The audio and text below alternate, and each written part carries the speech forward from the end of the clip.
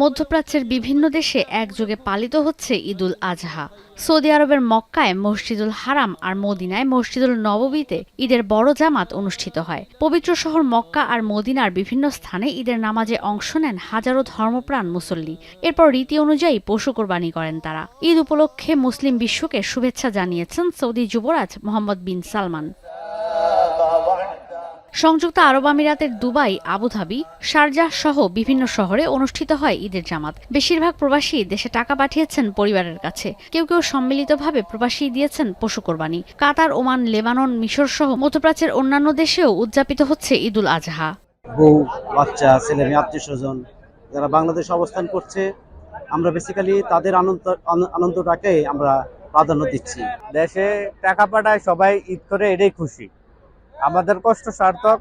বিশ্বের সবচেয়ে বড় মুসলিম সংখ্যাগরিষ্ঠ দেশ ইন্দোনেশিয়াতেও উদযাপিত হচ্ছে পবিত্র ঈদ। মসজিদে মসজিদে ঈদের জামাতে অংশ নিয়ে রীতি অনুযায়ী মুসল্লিরা দিয়েছেন পশু কোরবানি। তবে দেশের অর্থনৈতিক পরিস্থিতির কারণে গতবারের তুলনায় এবারের ঈদে পশু কোরবানি হয়েছে তুলনামূলক কম।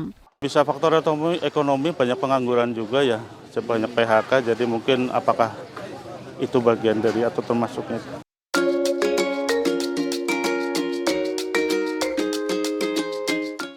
Tahun ini mungkin nggak bisa berkorban, mungkin ada sana sini, memang di sini juga betul berkurang nih, ada kurang juga di sini nih.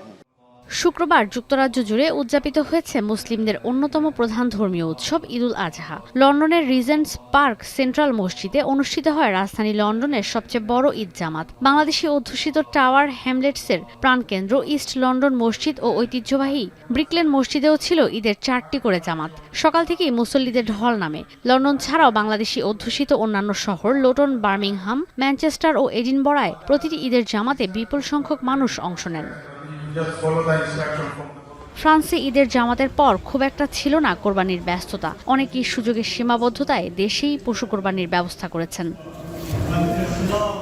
মধ্যপ্রাচ্য আর ইউরোপ ছাড়াও উত্তর আমেরিকার বিভিন্ন দেশে আজ পালিত হচ্ছে পবিত্র ঈদুল আজহা। আগামীকাল শনিবার ভারত, বাংলাদেশ, পাকিস্তান, মালয়েশিয়া, মরক্কো আর নিউজিল্যান্ডে পালিত হবে পবিত্র ঈদুল আজহা।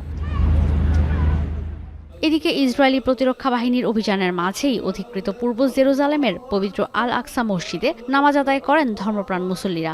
গাজা উপত্যকায় ইসরায়েলি আগ্রাসনের কারণে নেই ঈদের আনন্দ। পরিবার থেকে বিচ্ছিন্ন হয়ে অনেকেরই ম্লান হয়ে গেছে ঈদ আনন্দ। ঈশিতা ব্রহ্ম, এখন বিশ্ব।